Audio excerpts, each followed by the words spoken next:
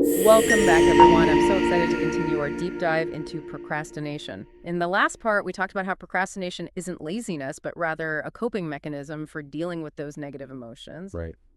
We also explored some awesome techniques like the 2-minute rule task decomposition and the Pomodoro technique. It's amazing how understanding those simple techniques can really empower us to take control of our time and productivity. Absolutely. And I know our listeners are eager to hear more about how to break free from this procrastination cycle.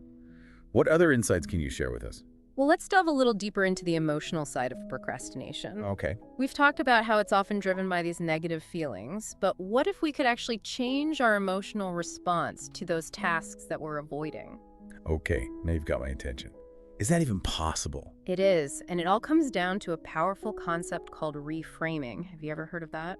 The term rings a bell, but I'm not exactly sure what it means in this context. Think of it this way. When we procrastinate, we're essentially looking at a task through like a negative lens. Okay. We see it as overwhelming or boring or even scary.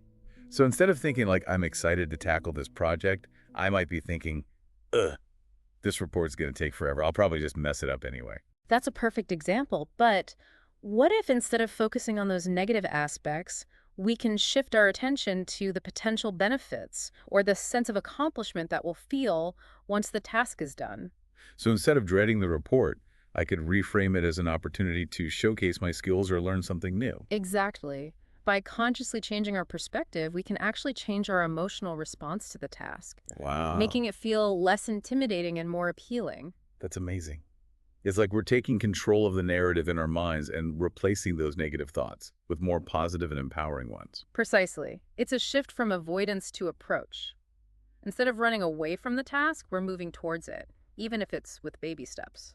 This reframing technique sounds incredibly powerful. It's like we're hacking our own brains to work in our favor. I love that analogy. And the more we practice reframing, the more automatic it becomes. It starts to change our whole approach to challenges. This really highlights how our thoughts can directly influence our actions. Absolutely. And it reminds us that we have more control over our emotions and behaviors than we often realize. Speaking of control, Hmm.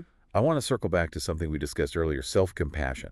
Yes, It seems like such a crucial ingredient in this whole process of overcoming procrastination. you're absolutely right. Self-compassion is essential. It's the antidote to that inner critic that just loves to beat us up when we make mistakes or fall short of our expectations. It's like we have this voice in our head that constantly tells us we're not good enough, not fast enough, not productive enough. And that voice can be so loud and so harsh. It's true, but we have the power to choose a different voice, a kinder voice, a more compassionate voice. Well, instead of berating myself for procrastinating, I can offer myself understanding and support. Exactly. Remember, everyone procrastinates sometimes. It's a normal human experience. Yeah. It doesn't make you a bad person or a failure. That's such a relief to hear. It's so easy to get caught up in self-judgment and forget that we're all human, we all have flaws, and we all make mistakes. Precisely. And when we approach our struggles with self-compassion, we create a more supportive inner environment that allows us to learn and grow. This reminds me of something you said earlier about self-compassion actually reducing procrastination. Yes. Research has shown that when we're kinder to ourselves, we're less likely to avoid tasks out of fear of failure or self-criticism.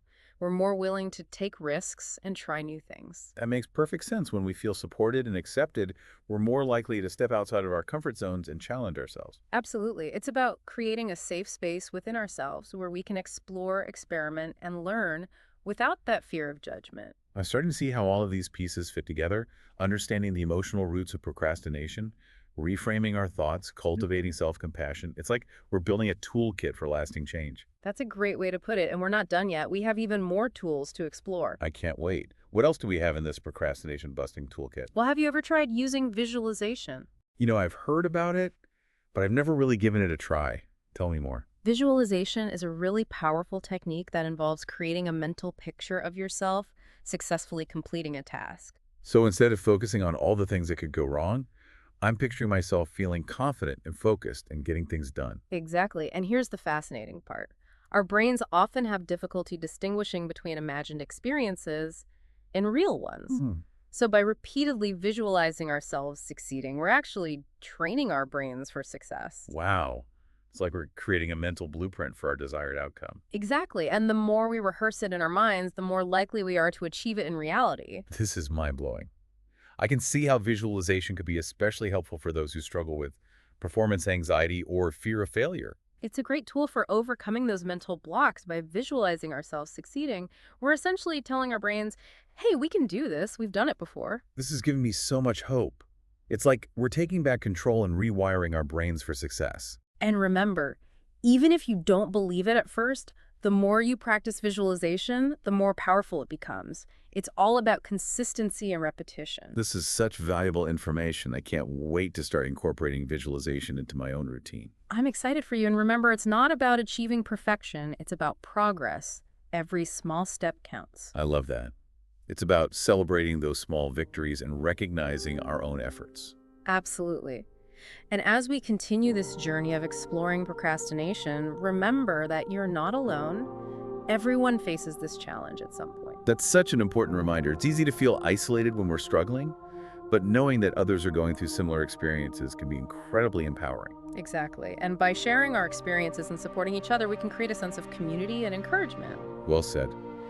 This deep dive has been so insightful. So far, we've learned about the emotional underpinnings of procrastination, reframing our thoughts, cultivating self-compassion, and harnessing the power of visualization. And we're not done yet. In the final part of our deep dive, we'll explore even more strategies for conquering procrastination and creating a life of purpose and productivity. I can't wait. For everyone listening, make sure to join us for part 3, where we'll wrap up this fascinating exploration and leave you with some actionable steps to take control of your time and achieve your goals.